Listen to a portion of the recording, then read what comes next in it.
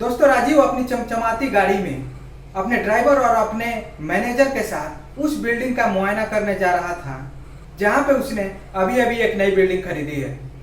और वो जैसे ही वहां पे पहुंचता है तो देखता है कि ठेकेदार एक महिला को जोर जोर से डांट रहा था। महिला का गुनाह इतना था कि वो 2 दिन से बीमार थी, जिसकी वजह से वो काम पर नहीं आई थी। तो ये देखकर राजीव को अच्छा नहीं लगता है। तो जैसे ही वो आगे बढ़ता है तो राजीव को महसूस होता है कि उसने उस महिला की आवाज कहीं तो सुनी है, और इस कंफ्यूजन को दूर करने के लिए राजीव और आगे बढ़ता है। तो जो महिला थी वो जैसे ही पलटकर राजीव को देखती है तो राजीव को देखते रह जाती है, और वो एक पत्थर के पुतले की तरह बन चुकी थी कि जैसे वो राजीव को पहले से जानती है। और राजीव भी जब उस महिला की तरफ देखता है तो हैरान रह जाता है, परेशान हो जाता है, और उस महिला को बहुत देर तक देखता रहता है। तो उसके आंखों से आंसू आने लगते हैं, और वो महिला जब राजीव को देखती है तो उसके भी आंखों से आंसू आने लगते हैं, और वो एक पत्थर के पुतले की तरह बन चुकी थी। तो कुछ देर बाद जो राजीव का ड्राइवर था वो राजीव के पास आता है और बोलता है, साहब आपका फोन है। उसके बाद राजीव अपने आप को संभालता है और वो महिला भी अपने आप को संभालती है। उसके बाद राजीव अपने ड्राइवर से फोन लेकर बातें करने लगता है। तो दोस्तों, आखिर वो महिला कौन थी जो राजीव को देखते ही उसके आंखों में आंसू आने लगते हैं, और राजीव भी जब देखता है उसे तो उसके भी आंखों में आंसू आने लगते हैं। राजीव इतना बड़ा आदमी कैसे बन चुका था? उस महिला को मजदूरी क्यों करना पड़ रहा था? आखिर ये महिला कौन थी? दोस्तों, इस वीडियो में हम पूरी कहानी को जानेंगे। 5 साल पहले राजीव का तलाक हो गया था, वही महिला मजदूरी कर रही थी और जिससे वो मुलाकात होता है। दोस्तों, यदि आप हमारे चैनल पर नए हैं तो चैनल को सब्सक्राइब कर लीजिए ताकि हमारा हौसला बढ़ता रहे, और कहानी को शुरू करते हैं। दोस्तों, ये कहानी शुरू होती है 11 अगस्त 2015 की बात है, जब राजीव अपने घर पे जल्दी जल्दी तैयार होकर और जल्दी जल्दी से भोजन करता है। तो उसकी माँ बोलती है कि बेटा आराम से कर लो और आराम से जाना। तो राजीव बोलता है, माँ मैं जो बिल्डिंग खरीदा हूँ उसका पेमेंट करना है, इसलिए मुझे जल्दी जाना होगा। तो अपने ड्राइवर को बोलता है कि सामान गाड़ी में रखो और जल्दी निकलना होगा। उसके बाद राजीव अपनी गाड़ी में बैठता है और ड्राइवर के साथ निकल जाता है। राजीव अपनी चमचमाती गाड़ी में ड्राइवर और मैनेजर के साथ जब उस बिल्डिंग पे पहुंचता है, वो बिल्डिंग राजीव ने 40 करोड़ रुपए में खरीदी थी। और जब वहां पे पहुंचता है तो जब ठेकेदार उसको डांट रहा था, उस समय जब राजीव वहां पहुंचता है तो उसकी आवाज को सुनता है तो वो भी हैरान हो जाता है, परेशान हो जाता है कि ये आवाज तो कहीं ना कहीं सुना हुआ लग रहा है।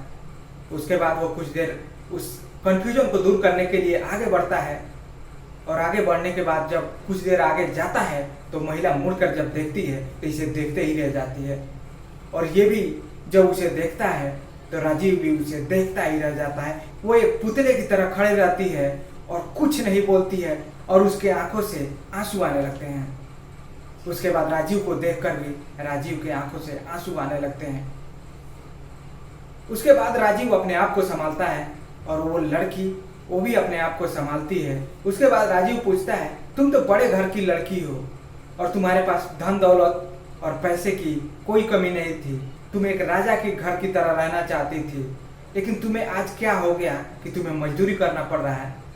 और उस समय मैं गरीब था, जब तूने मुझे तलाक दिया था उस समय मैं बहुत गरीब था, मेरे पास उतना ही था जितना मैं तुम्हें दे सकता था, लेकिन तुमने मेरे साथ ऐसा किया, मुझे तलाक दिया, और आज देखो इसी बिल्डिंग में तुम्हें मजदूरी करना पड़ रहा है। समय का पहिया है, देखो कैसे घुमा कि जब तुम अमीर थी तो मैं गरीब था, आज मैं अमीर हो गया हूँ और तुम गरीब हो, तुम्हें यहाँ मजदूरी करना पड़ रहा है। देखो ये बिल्डिंग मैंने 40 करोड़ रुपए में ली है। तो दोस्तों, जब राजीव की पूजा से तलाक हुई थी तो पूजा उस समय बड़े घर की लड़की थी और राजीव से शादी हुई थी। राजीव उतना अमीर नहीं था, लेकिन अपना गुजारा चलाने के लिए उसके पास सारे शौक पूरा करने के लिए पैसे थे जो अपने बीवी को खुश रख सकता था। लेकिन वो अपने जीजा के बहकावे में आकर पूजा इसे तलाक ले लेती है और इसे कुछ पैसे का डिमांड भी करती है। पूजा अपने जीजा के कहने पे राजीव को तलाक दे देती है, लेकिन उस समय राजीव की माँ उसे गिड़गिड़ाती है, उसके पैर पकड़ लेती है कि तुम अगर चली जाओगी तो ये घर सूना हो जाएगा, तुम मत जाओ। लेकिन पूजा नहीं मानती है। अपने जीजा के चढ़ावे में, अपने जीजा के बहकावे में उसे तलाक ले लेती है और राजीव को छोड़ देती है। जब पूजा नहीं मानती है तो राजीव भी तलाक पे साइन कर देता है और दोनों का तलाक हो जाता है। फिर दोनों अलग अलग हो जाते हैं। पूजा अपने घर चली जाती है और राजीव और राजीव की माँ दोनों साथ रहने लगते हैं और उसका घर सूना हो जाता है। उसके बाद पूजा वहाँ पूछती है कि तुम इतने गरीब थे, तुम्हारे पास कुछ नहीं थे, लेकिन आज तुम ऐसे अचानक अमीर कैसे हो गए और तुम्हारे पास इतने पैसे आए कहाँ से, तुमने इतनी बड़ी बिल्डिंग भी खरीद ली। तो राजीव पूजा को बताता है कि जब तुम मुझे छोड़कर चली गई थी, जब तुम मुझे तलाक दी थी, उस समय मैं एक कंपनी स्टार्ट किया था प्रॉपर्टी डीलर का, जिसका नाम भी दिया था राजीव प्रॉपर्टी डीलर। और धीरे धीरे उसका काम इतना बढ़ता गया कि बढ़ते बढ़ते हमारा काम तेजी से ग्रो हुआ और हमारे पास इतने पैसे हो गए, हमारी जो है इनकम दोगुनी से चारगुनी बढ़ती गई और रातों रात मेरे पास इतने पैसे हो गए। तो आज देखो ये 40 करोड़ का यहाँ भी बिल्डिंग लिया है मैंने और अपना घर भी लिया है और गांव वाला घर हमने छोड़ दिया। ऐसे ही बातों बातों में चलता था। उसके बाद राजीव बोलता है, देखो तुमको मैंने काफी उस समय भी मनाया, मेरी माँ भी कहती थी और आज भी पूछती है कि पूजा कहाँ होगी, कैसे होगी।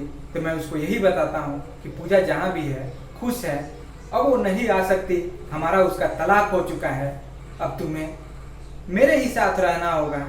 आज भी माँ तुम्हारी इंतजार करती है, लेकिन क्या करें। और मैं किसी तरह उसको मनाता हूँ। फिर ऐसे ही बात करते करते राजीव पूजा से बोलता है कि तुम मेरी गाड़ी में बैठो। उसके बाद पूजा राजीव के गाड़ी में बैठती है, राजीव चलाता है, उसके बगल वाली सीट पे पूजा बैठती है और फिर दोनों बात करते वहाँ से निकल जाते हैं। तो जो उस बिल्डिंग में काम करने वाले जो और लोग होते हैं वो सोचते हैं कि एक मजदूर इतने बड़े आदमी के साथ कैसे उस गाड़ी में बैठ के जा रही है, आखिर क्या मामला है। ये सोचने पे परेशान हो जाते हैं, हैरान हो जाते हैं कि आखिर कैसे हो सकता है एक लेबर, एक काम करने वाली मजदूर औरत एक मालिक के साथ कैसे जा सकती है। फिर पूजा और राजीव पहुंचते हैं लखनऊ के 5 स्टार होटल में और होटल में पहुंचने के बाद एक टेबल बुक करते हैं। टेबल बुक करने के बाद वहाँ पे एक वेटर को बुलाते हैं। तो पूजा से बोलता है कि देखो तुम्हारा फेवरेट आइसक्रीम है, वो मंगा दो या क्या चाहिए तुम्हें। तो बोलती है नहीं मुझे ऐसा कुछ नहीं चाहिए। तो कुछ खाने के लिए ऑर्डर करता है और ऑर्डर करने के बाद एक दूसरे को देखने लगते हैं। पूजा राजीव को देखती है और राजीव पूजा को देखता है। दोनों एक दूसरे को देखते हैं और बार बार देखते हैं। दोनों के जो आंखें हैं वो एक दूसरे को देख नहीं पाती है और सोचते हैं आखिर बात करें तो क्या करें, कैसे शुरुआत करें। फिर राजीव पूछता है तुम्हें मैंने 50 लाख रुपए भी दिए थे, आखिर उसका क्या हुआ। तुमने कोई बिजनेस की होती या किसी बैंक में एफडी करा दिया होता तो आज उसके ब्याज के पैसे से तुम्हें कहीं पे काम नहीं करना पड़ता, उसे सारे तुम्हारे सुख पूरा हो जाते, जो तुम्हें चाहिए होता है वो मिल जाता है। तो पूजा बताती है जब मैं 50 लाख रुपए लेके गई तो मेरे भैया और भाभी और मेरे जीजाजी बांट लिए और मुझे धक्के मारकर घर से निकाल दिए और ये बोले कि जब तुम अपने पति की नहीं हुई तो हमारी क्या होगी। ऐसा मेरे साथ उन लोगों ने व्यवहार किया। ये बात सुनकर राजीव हैरान हो जाता है। तब तक वेटर वहाँ पे कुछ खाने के लिए लाता है, टेबल पे रख देता है। उसके बाद राजीव बोलता है शुरू करो, पहले खा लो उसके बाद बातें करते रहेंगे। तो पूजा खाना शुरू करते हैं और राजीव भी खाना शुरू करता है। दोनों एक दूसरे को देखते हैं और देखते देखते उन लोगों के आंखों में आंसू भरे रहते हैं कि आखिर करे तो क्या करें। पूजा भी सोचती है हम इतनी बड़ी गलती कैसे कर दिए कि आज मुझे ये भुगतना पड़ रहा है। फिर दोनों वहाँ पे नाश्ता करने के बाद राजीव वहाँ बिल पे करता है। बिल पे करने के बाद दोनों वहाँ से जाने की तैयारी करते हैं। तो राजीव बोलता है तुम्हारा जो फेवरेट आइसक्रीम है वो मैं आज तुम्हें खिलाऊंगा, तुम चलो मेरे साथ। तो पूजा बोलती है अभी यहाँ का बिल तो तुमने दे दिया, लेकिन वहाँ का बिल मैं दूंगी। तो वहाँ से दोनों जाते हैं, गाड़ी में बैठते हैं और कहीं और पे जाते हैं जहाँ पे आइसक्रीम मिलता है। जब वहाँ पे पहुँचते हैं तो पूजा वहाँ से 300 रुपये की आइसक्रीम लेती है और जब वो अपने पर्स में पैसे देखती है तो उसके पर्स में सिर्फ 200 रुपये होता है। फिर वहाँ कुछ देर के लिए वो सोचने लगती है। तो राजीव समझ जाता है इसके पास पैसे नहीं हैं। तो राजीव अपने पर्स से निकालता है 300 रुपये, उस आइसक्रीम वाले को देता है। उसी के दौरान उसके पर्स में पूजा की फ़ोटो दिखती है। तो पूजा पूछती है कि आखिर तुमने आज तक मेरे फ़ोटो को क्यों रखा, मेरा तो तलाक हो चुका है। तो राजीव बताता है कि मैं तुम्हें कल भी उतना ही प्यार करता था और आज भी इतना ही प्यार करता हूँ, और मेरी माँ भी उतना ही प्यार करती है और आज भी तुम्हारा इंतज़ार करती है और बराबर पूछती रहती है कि पूजा कब आएगी। तो मैं उसे समझाता हूँ, मनाता हूँ कि वो अब नहीं आएगी, हमारा उसका तलाक हो चुका है, वो जहाँ भी है खुश है, लेकिन हमारा प्यार कम नहीं हुआ, ना ही मैंने कहीं और शादी की। ये बात सुनकर पूजा की आंखों में आंसू भर जाते हैं। वो सोचने लगती है कि मैंने कितनी बड़ी गलती कर दी और जिसके बहकावे में मैंने आकर अपने पति को तलाक दी, आज वही पति मुझे आज भी उतना ही प्यार करता है। फिर दोनों आइसक्रीम लेते हैं, आइसक्रीम खाते हैं और बातें भी करते हैं। फिर बातों बातों में राजीव बोलता है कि यहाँ से तुम मेरे घर चलो, मेरी माँ इंतजार कर रही है, मेरी माँ से मिल लेना और तुम वहीं रहना। तो पूजा बोलती है इस जन्म में तो नहीं हो सकता, लेकिन अगले जन्म में मैं जरूर तुम्हारी होंगी, लेकिन इस जन्म में मैं तुम्हारा, हमारा तलाक हो चुका है, अब कुछ नहीं हो सकता है। मेरी माँ तुम्हारी इंतजार कर रही है और तुम्हें चाहती है, तुम्हें देखना चाहती है, एक बार तुम चलो और जैसा तुम्हें लगेगा वैसा करना। फिर पूजा हाँ बोल देती है, हाँ बोलती है। फिर दोनों गाड़ी में बैठते हैं और पहुंचते हैं राजीव के घर, राजीव के नए वाले घर पे। राजीव बोलता है कि देखो मेरा नया वाला घर है, तुम भी देखोगी तो खुश हो जाओगी, माँ यही रहती है। तो उस गेट पे उतरते हैं। उतरने के बाद उस गेट पे जाने के बाद राजीव अलार्म बजाता है और बोलता है माँ देखो कौन आया है। तो उसकी माँ जब दरवाज़ा खोलती है तो उसे देखकर चौंकन्ना रह जाती है, हैरान हो जाती है और उसको गले से लगा देती है। बोलती है ये क्या मैं देख रही हूँ, तुम कहाँ थी इतना दिन, क्यों छोड़ के चली गई। फिर वो उससे वही बातें करने लगती है, वो भी उसके भावुक हो जाती है, उसके आंखों में आंसू आने लगते हैं, वो रोने लगती है। लेकिन किसी को वहाँ पे पता नहीं होता है कि राजीव और पूजा की तलाक हो चुकी है, क्योंकि जब वो पुराने घर पे थे, गांव वाले घर पे थे, तब उनकी तलाक हुई थी। अब ये शहर में नया घर ले लिए थे तो यहाँ किसी को नहीं पता था। फिर राजीव और पूजा दोनों साथ रहने लगते हैं। राजीव की माँ बोलती है कि तुम अब यहीं रहोगी, तुम यहीं खाना बनाओगी, यहीं खाओगी, तुम्हें कहीं काम करने की ज़रूरत नहीं है, जो चाहिए तुम्हें यहीं मिलेगा, हमारे पास आज पैसे की कमी नहीं है। तो वहाँ भी उसकी माँ से बोलती है पूजा कि माँ मैं इस जन्म में नहीं लेकिन अगले जन्म में जरूर आऊँगी। तो उसकी माँ बोलती है देखो जो हुआ सो हुआ, लेकिन अब उसको भूल जाओ और अब से तुम एक नई जिंदगी की शुरुआत करो और राजीव और तुम एक साथ रहो, हमारे साथ रहो। फिर कुछ देर बाद पूजा मान जाती है और राजीव के और उसकी माँ के साथ रहने लगती है, वहीं खाना बनाती खाती और खुशहाल से अपनी ज़िंदगी को जी रही होती है। तो दोस्तों ये कहानी है जो आपने अभी सुना कि ज़िंदगी में किसी के बहकावे में नहीं आना चाहिए। अगर आप कुछ कर रहे हो या आप अपनी ज़िंदगी के मालिक हो तो आप खुद फैसले लो कि हमें क्या करना चाहिए, क्या नहीं करना चाहिए।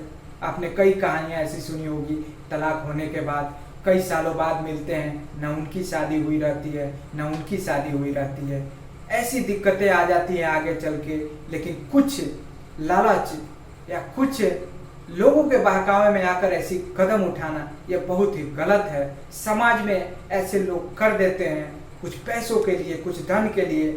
तो आज के इस वीडियो में यही संदेश दिया गया है कि अगर आप ऐसी गलती करते हैं तो आपको आगे चल के बहुत सारी परेशानियां आ सकती हैं। उसके बाद राजीव और पूजा सारी बातें भूल जाते हैं और वहाँ पे नई जिंदगी की शुरुआत होती है और राजीव, उसकी माँ और पूजा तीनों एक साथ रहने लगते हैं। राजीव के पास बिल्डिंगें हो जाती हैं, राजीव के पास पैसे, गाड़ी, किसी चीज़ की कमी नहीं रहती है। फिर पूजा भी वहाँ खुशहाल से जीने लगती है, जो गलती पहले की होती है उसकी माफ़ी मांगती है और वहाँ पे ज़िंदगी उसकी अच्छी कटने लगती है। तो दोस्तों आपकी क्या राय है, क्या उस लड़की ने सही किया या गलत किया, या उस लड़के ने अपना कर सही किया या गलत? कमेंट बॉक्स में जरूर बताइए। मिलते हैं नए वीडियो में। धन्यवाद। जय हिंद।